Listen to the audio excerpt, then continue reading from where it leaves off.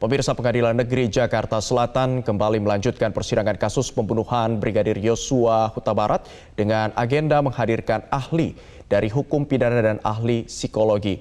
Dengan 5 terdakwa yakni Ferdy Sambo, Putri Chandrawati, Richard Eliezer, Ricky Rizal, dan Kuat Ma'ruf. Untuk mengetahui informasi terkini dari lokasi persidangan, kita telah terhubung dengan jurnalis MJN, ada rekan Marcelina Tumondo di sana. Selamat siang, Marcel. Bagaimana informasi terkini dari jalannya persidangan di sana?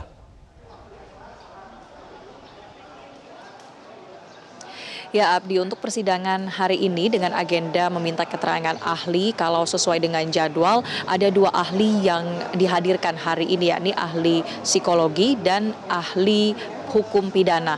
Tetapi tadi ketika persidangan ini dibuka oleh majelis hakim, jaksa penuntut umum menyampaikan bahwa untuk 2 ahli tersebut tidak bisa dihadirkan hari ini dengan alasan masih memiliki kegiatan lain di luar kota, dan kemudian JPU meminta agar dapat dijadwalkan pemanggilan kembali yakni esok hari untuk ahli atas nama Effendi Saragih yang merupakan ahli hukum pidana dan juga ahli Reni Kusumowardani yang merupakan ahli psikologi. Keduanya besok akan dihadirkan dalam persidangan, tetapi untuk ahli pidana rencananya akan mengikuti sidang ini secara daring melalui sambungan Zoom dari Medan, Sumatera Utara.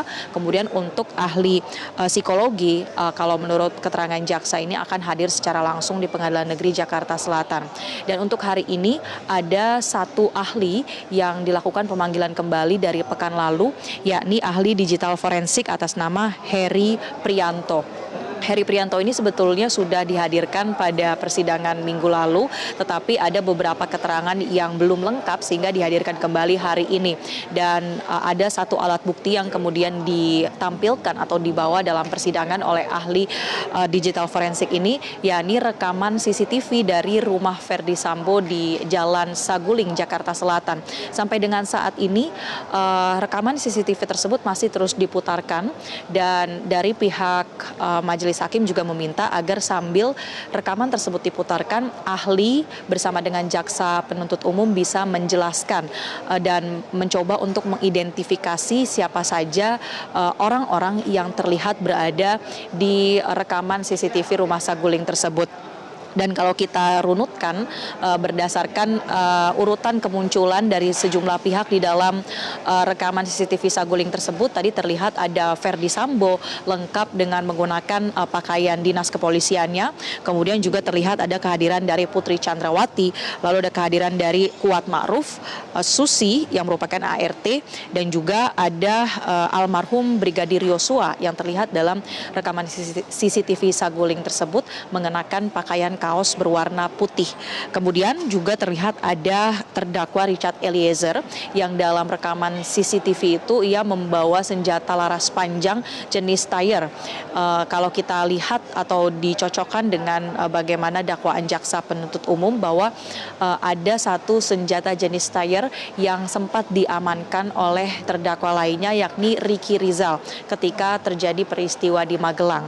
Dan kita masih akan menantikan apakah senjata yang tampil di CCTV tersebut ini juga sama dengan senjata yang diamankan oleh terdakwa Ricky Rizal.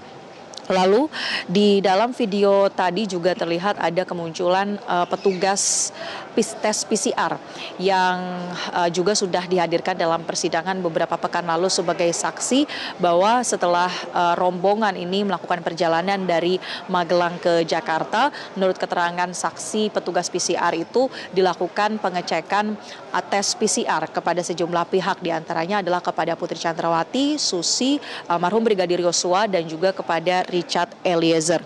Di dalam video tadi juga tampil terlihat ada terdakwa Ricky Rizal di sana, atau artinya kelima terdakwa ini mulai dari Sambo, Putri Chandrawati, Kuat, Richard, dan juga Ricky Rizal nampak semuanya ada di dalam rekaman CCTV Saguling tersebut. Dan jika kita juga cermati bagaimana dakwaan yang dibuat oleh jaksa penuntut umum, bahwa sebelum peristiwa kejadian penembakan terhadap Yosua memang ada 1 rangkaian kronologi terkait dengan kejadian di rumah pribadi Verdi Sambo di Saguling. Dan kelanjutannya seperti apa yang akan dibahas dalam persidangan saat ini, kita akan nantikan apa saja pertanyaan-pertanyaan, kemudian penegasan yang akan diajukan dari jaksa maupun dari pihak kuasa hukum dan juga majelis hakim. Abdi. Baik, Marcel, lantas fakta-fakta baru apa yang terungkap dalam persidangan hari ini?